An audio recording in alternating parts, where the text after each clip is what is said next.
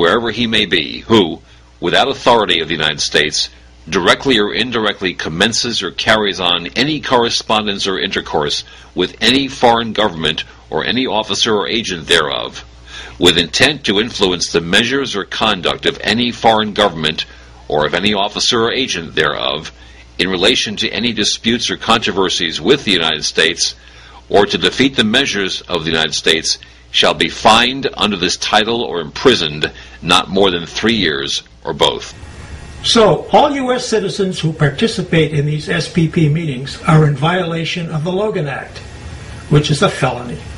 And according to U.S.C. Title 50, Section 783, those government officers and employees who are revealing classified information to a foreign government can be imprisoned for up to 10 years and fined up to $10,000 or both. If we are a nation of laws, we should demand that our laws are enforced. And we should demand that the media help expose those who violate our laws. Well, but of course the media aren't invited to the SPP meetings, at least not the U.S. media. And as we have shown, the media are silent about, complicit in, or discredit the North American Union and similar topics. President Bush has attended all 3 SPP summit meetings, including the one in 2007 in Montebello, Canada, that we just mentioned.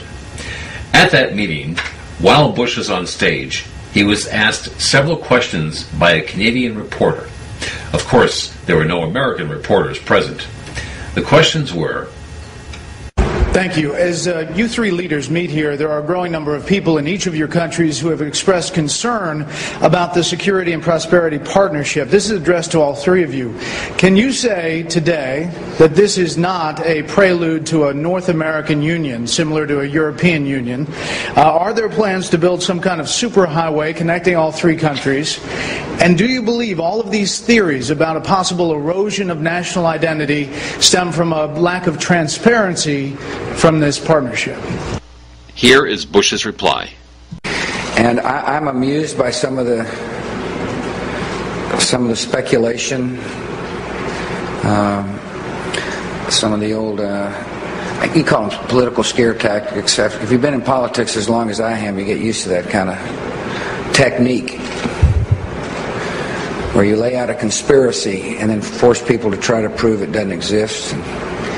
That's just the way some people operate. Notice that Bush was asked 3 questions and never answered any of them, including, quote, are there plans to build some kind of superhighway connecting all 3 countries?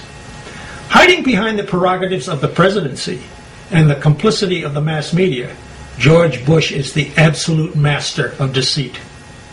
A large number of high-ranking members of the Bush administration have publicly stated that there is no plan to build a superhighway. Yet, you saw that clip of the 39th Legislative Assembly of Manitoba discussing how the province is moving right along with the highway. Let's see it again. Manitoba is also taking a major role in the development of a mid-continent trade corridor, connecting our northern port of Churchill with trade markets throughout the central U.S. and Mexico. To advance the concept, an alliance has been built with business leaders and state and city governments spanning the entire length of the corridor. When fully developed, the trade route will incorporate an inland port in Winnipeg with pre-clearance for international shipping. Rick, it boggles the mind to know that the President of the United States attended a meeting in Canada that would dramatically change the destiny of the entire North American continent, and not a word about that meeting has appeared in the United States media. Nor have the United States media reported on Bush's attendance at the 2 previous SPP summit meetings.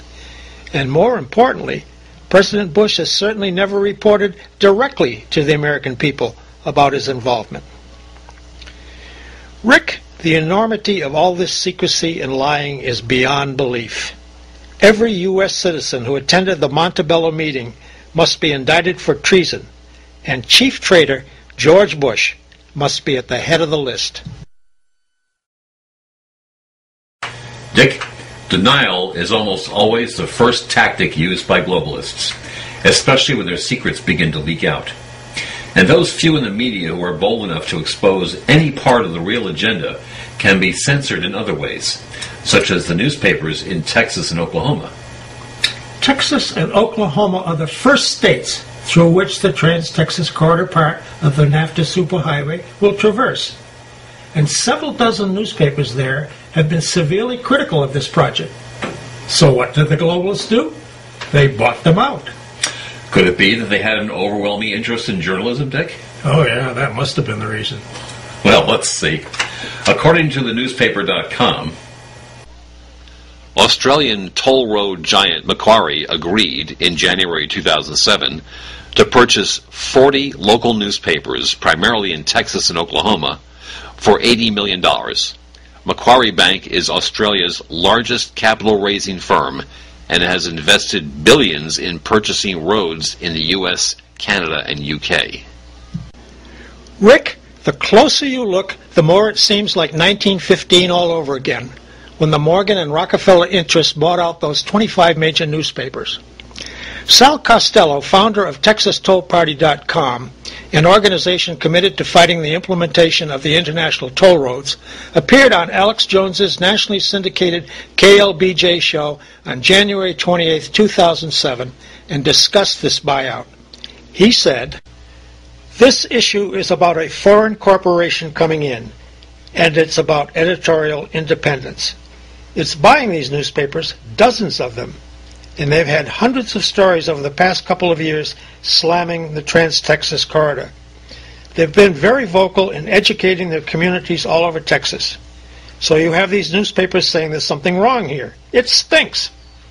These newspapers have been very vocal, and this one corporation comes in and buys them up, buys the whole news group, which is dozens of them, and basically this kills editorial independence." And there you have it, Dick.